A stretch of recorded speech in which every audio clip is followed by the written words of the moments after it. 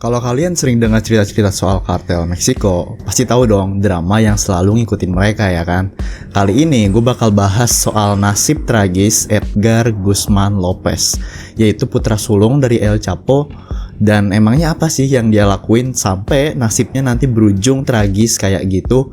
Dan yang lebih bikin penasaran, sebenarnya apa yang terjadi di detik-detik terakhir hidupnya? Oke, tanpa berlama-lama lagi, langsung aja kita mulai videonya.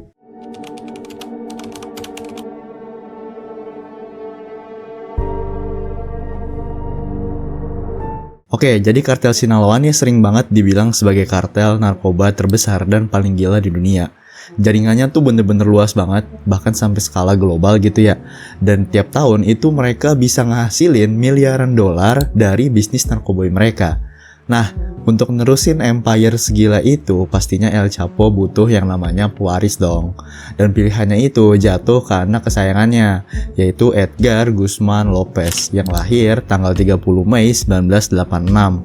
Dari kecil, Edgar ini hidupnya tuh udah dikelilingin sama yang namanya kekuasaan dan bahaya. Karena dia emang kan adalah anak tertua kan dari pernikahan El Chapo sama istri pertamanya, yaitu Griselda Lopez Perez. Dari masih kecil banget, Edgar ini udah diajarin soal dunia kriminal bapaknya. Bahkan dia sempat ngemimpin operasi narkoboy kartel Sinaloa waktu masih remaja bro. Buset gak sih, remaja gila bre. Gue remaja masih nge-push ML anjir. Tapi meskipun tumbuh di dunia yang brutal, Edgar ini dikenal rendah hati dan punya sifat kalem gitu ya. Selain itu, dia juga ambisius banget. Dia bahkan sempat kuliah di jurusan administrasi bisnis bre. Orang-orang sepantaran Edgar ini tuh termasuk generasi baru yang disebut Narco Juniors. Karakteristik mereka itu beda banget sama generasi sebelumnya yang cuman fokus main di lapangan aja. Narco Juniors ini lebih modern. Mereka itu sekolah di tempat elit, bahkan kadang di luar negeri, buat ngerti soal bisnis lebih dalam dan nantinya bakal diterapin ke kartel mereka masing-masing. Semua kualitas ini itu bikin Edgar jadi pilihan utama buat jadi penerus kartelnya ini. Tapi sayangnya, takdir punya cerita lain buat Edgar. Tragisnya ini, hidup Edgar tuh harus berakhir brutal sebelum dia genap 22 tahun. Hari itu tanggal 8 Mei 2008. Ceritanya Edgar lagi sibuk nyiapin kejutan buat ibunya. Nah, dia ini pergi ke pusat perbelanjaan di Culiacan bareng sepupunya yaitu Cesar Ariel Laura dan temennya Arturo Meza Cazares. Tapi tiba-tiba pas lagi mereka mau keluar dari mall gitu kan, itu suasananya berubah jadi mencekam banget karena ada sebuah basoka bre yang meledak di dinding atas mereka. Beneran kayak adegan film-film sumpah lah gitu tuh kalau misal lu bayangin. Saat itu lebih dari 40 pria bersenjata lengkap muncul dari mobil mereka sambil megang AK-47. Edgar sama gengnya ini berusaha kabur ke truk mereka. Tapi sayangnya usaha itu gagal. Para penyerang kagak pakai basa-basi, langsung aja ngehujanin mereka dengan lebih dari 500 peluru. Dan gara-gara hal itu udah jelas tubuh Edgar dan temennya jadi nggak dikenalin lagi dan cuman tersisa genangan darah di tempat kejadian. Kalau ceritanya kayak gitu doang kagak seru ya. Cuman gue yakin kenapa semua ini bisa terjadi itu ada alasan yang lebih besar dibalik kematian Edgar ini. Karena berita ini itu bikin seluruh Meksiko kan gempar waktu itu. El Chapo yang biasanya tenang kali ini bener-bener kebawa emosi banget. Dia sampai beli semua bunga mawar di Culiacan buat pemakaman Edgar. Gimana kagak, kesedihannya El Chapo tuh begitu mendalam sampai orang-orang di sana kagak kebagian bunga buat hari ibu di tahun itu. Di pemakamannya Edgar ada satu momen yang sangat mengharukan, di mana ada seorang penyanyi lokal itu ngebawain lagu yang judulnya 50.000 Mawar, yang ngegambarin betapa hancurnya hati dari seorang El Chapo yang kehilangan anaknya. Anaknya yang selama ini jadi kebanggaan sekaligus sumber kesedihan terbesar buat dia. Setelah kematiannya Edgar, suasana di Sinaloa tuh jadi mencekam banget. Orang-orang di sana jelas pada ketakutan kan. Bahkan sampai ada gitu yang memberlakukan jam malamnya mereka sendiri. Mereka tuh ngurung diri di rumah selama berhari-hari karena takut bakal ada amukan besar brutal dari El Chapo. Ya wajar aja kan, siapa coba yang berani bunuh anak seorang pria yang terkenal suka ngehilangin musuhnya pakai asam. Kayaknya kalau bukan orang gila, ya kemungkinan ada misi besar bre di balik itu. Awalnya semua orang tuh nuduh kartel Juarez yang bertanggung jawab. Ya masuk akal sih momennya emang, karena secara waktu itu Juarez itu lagi ribut banget sama Sinaloa di daerah Culiacan sama Navolato.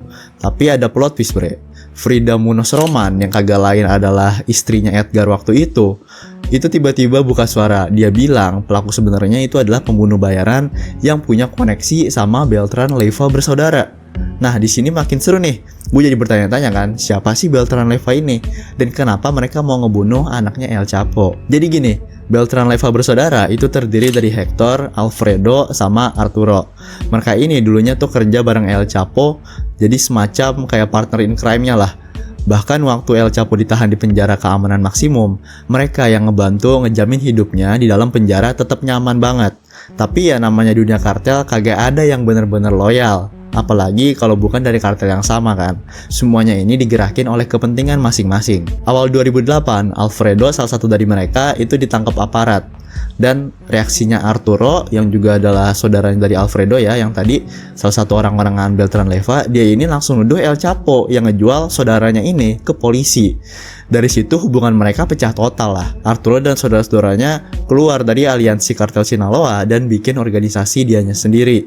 Gak cuma itu, mereka juga kerjasama sama saingan terbesar dari kartel Sinaloa, yaitu Los Zetas. Langkah ini tuh bener-bener bikin perang wilayah di Meksiko makin panas waktu itu. Dan untuk timelinenya, jadi gak lama setelah Alfredo ditangkap, Edgar ini tewas dibunuh. Banyaklah waktu itu yang kagak percaya kalau ini tuh cuma kebetulan doang. Karena Arturo sendiri itu punya reputasi sebagai orang yang haus darah ya kan. Jadi ya mungkin aja pembunuhan Edgar itu cara dia buat ya ngebalas dendam gitu ke El Chapo. Tapi ada teori lain juga nih yang kagak kalah ngagetin kalau menurut gua. Menurut seorang pria bersenjata anonim dari kartel Sinaloa, dia tuh ngomong ke media Meksiko kalau kematian Edgar itu sebenarnya kesalahan. Yap, beneran kagak sengaja doang gitu. Niat awalnya mungkin bukan Edgar yang jadi target, tapi apa daya, namanya juga dunia kekerasan. Ya walaupun ini hitungannya kagak sengaja, cuman kesalahan kayak gini tetap ada harganya. Dan di dunia kartel, kesalahan kayak gini cuman bisa dibayar dengan nyawa. Jadi ceritanya tuh El Chapo sendiri yang merintahin eksekusi seseorang pemuda bernama Israel Rincon alias El Gacho karena dugaan koneksi dia dengan Beltran Leyva bersaudara. Operasi ini tuh diserahin ke Gonzalo dan Zunza yang lebih dikenal sebagai El Macho Prieto. Dia ini kagak main-main bre, karena dia itu adalah seorang pembunuh kepercayaan dari Ismael El Mayo Zambada yang adalah rekan El Chapo sekaligus salah satu pendiri kartel Sinaloa juga. Jadi kayak gini nih, dia ini El Chapo, ada El Chapo nih sebagai salah satu pemimpin kartel Sinaloa kan. Terus juga ada El Mayo. Nah El Mayo ini punya pembunuh kepercayaan tuh yang tadi yang El Macho Prieto itu. El Mayo ini hubungannya sama El Chapo itu sama-sama salah satu dari pemimpin kartel Sinaloa. Jadi mereka punya hubungan dekat dan itulah mengapa El Chapo bisa ngepercayain misinya ini ke pembunuh bayarannya dari El Mayo tadi gitu kan. Takdir itu emang gak bisa ditebak karena ternyata di malam yang sama El Gacho itu ada di pusat perbelanjaan yang sama Edgar. Dan sekitar jam 8.30 malam langit udah gelap dan suasana jadi mencekam. Ketika Edgar, sepupunya dan temannya itu keluar dari mall, El Macho Prieto salah sangka. Dia ngira mereka ini adalah El Gacho dan gengnya. Tanpa pikir panjang dia langsung kasih perintah lah ke anak buahnya ini buat nembak. Hasilnya ya cuma jadi insiden salah identitas yang ngancem nyawanya El Macho Prieto. Nah kenapa teori ini tuh kok bisa dipercaya gitu? Bisa muncul tuh kenapa teori ini? Itu karena ternyata ditemuin kalau senjata yang dipakai dalam serangan itu tuh mirip banget sama senjata favoritnya El Macho Prieto. Gimana menurut kalian? Kalian lebih percaya yang mana? Atau kalian punya teori sendiri? Kalau punya, coba tulis aja di kolom komentar.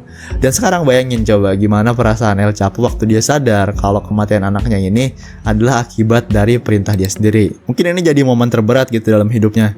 Tapi ngomongin El Chapo, apa kalian beneran percaya kalau dia itu cuma bakal duduk anteng aja gitu setelah tragedi ini? Gue pribadi sih kagak kebayang ya. Karena faktanya kagak lama setelah kematiannya Edgar ada hal-hal menarik yang terjadi. Contohnya tuh pas 16 Desember 2009, yaitu Arturo Beltran Leyva yang waktu itu lagi sembunyi karena dikejar pihak berwenang, akhirnya ditemuin. Di sana tuh dia langsung disambut sama 200 marinir Meksiko bre.